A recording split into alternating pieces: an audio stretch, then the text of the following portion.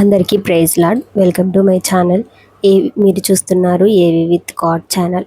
అయితే ఈరోజు మన టాపిక్ వచ్చేసి బైబిల్ని ఎలా గుర్తుపెట్టుకోవాలి, అంటే చదివినట్టు మనం మర్చిపోకుండా అది మనం ఎలా గుర్తుపెట్టుకోవాలన్నది ఈరోజు మన టాపిక్. మొత్తం 50 అధ్యాయాలు, 4 మాటల్లో ఎలా నేర్చుకోవాలో, ఎలా గుర్తుపెట్టుకోవాలో ఇప్పుడు మనం చూడబోతున్నాం. ఆదికాండం మొత్తం 50 అధ్యాయాలు అయితే దానిలో 20 కథలు మనకి కనిపిస్తాయన్నమాట. ఆ 20 కథలు ఏంటో ఇప్పుడు మనం చూద్దాం. నేను చెప్పిన 20 కథలు ఇవే. ఒకసారి చదువుతాను, వినండి. 1 ప్రపంచ సృష్టి, 2 ఆదాము హవ్వ, 3 కయీను హేబేలు, 4 నోవహు ఓడ, 5 బాబేలు గోపురం, 6 అబ్రహాము పిలుపు, 7 ఐగుప్తులో శారా, 8 సొదొమ గొమొర్రా, 9 ఇస్సాకు జననం, 10 ఇస్సాకు బలి పరీక్ష, 11 ఇస్సాకు రిబ్కా వివాహం, 12 ఏశావు యాకోబు జన్మ హక్కు, 13 యాకోబు కల నిచ్చెన దర్శనం, 14 యాకోబు లాబాను వద్ద, 15 యాకోబు దేవదూతతో పోరాడటం, 16 యోసేపు కలలు, 17 యోసేపును అన్నలు అమ్మివేయడం, 18 యోసేపు ఐగుప్తులో అంటే పోతీఫరో చెరసాల, 19 ఫరో కలలు, యోసేపు ప్రధానమంత్రి, 20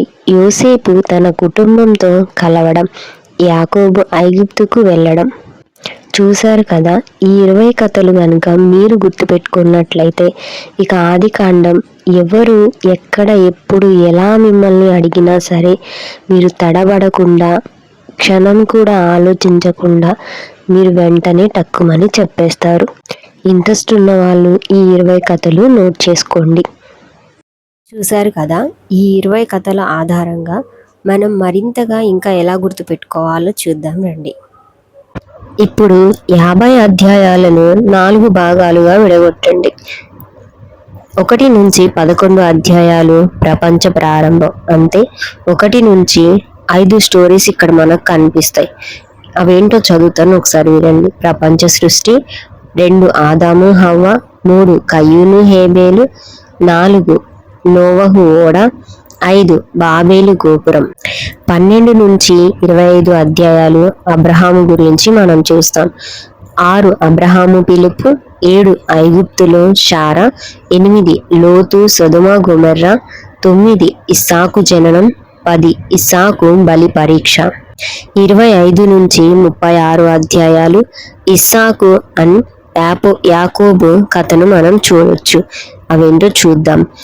11 ఇస్సాకు రిబ్కా వివాహం, 12 ఏశావు యాకోబు జన్మ హక్కు, 13 యాకోబు కల, 14 యాకోబు లాబాను వద్ద, 15 యాకోబు దేవదూతతో పోరాటం.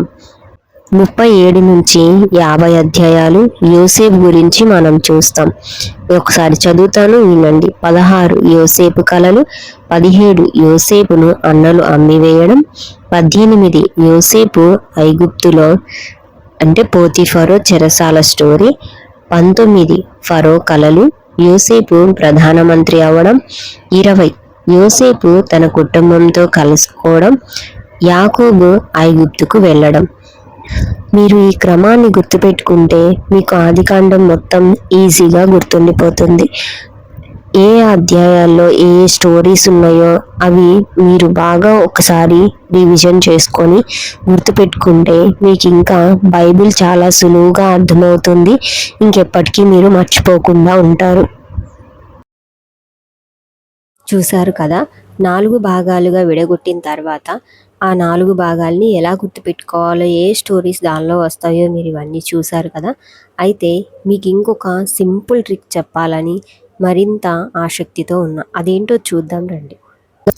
ఇంకా ఈజీగా గుర్తుపెట్టుకోవడం ఎలా అంటే ప్రపంచం, అబ్రహాము, యాకోబు, యోసేపు, ఈ 4 క్యారెక్టర్స్ని మీరు గుర్తుపెట్టుకున్నట్లయితే, ఈ 4 నేమ్స్ని మీరు గుర్తుపెట్టుకున్నట్లయితే మీరు బైబిల్ ఇంకా మీకు ఈజీగా గుర్తుండిపోతుంది.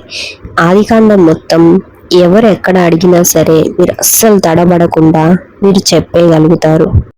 ఇక నుంచి బైబిల్ గురించి ఎవరైనా మిమ్మల్ని క్వశ్చన్ చేసినప్పుడు మీరు తలదించుకోకుండా బైబిల్ మేము చదివాము అని మీరు చెప్పినా కొంతమంది నమ్మకుండా మిమ్మల్ని క్వశ్చన్ చేస్తారు.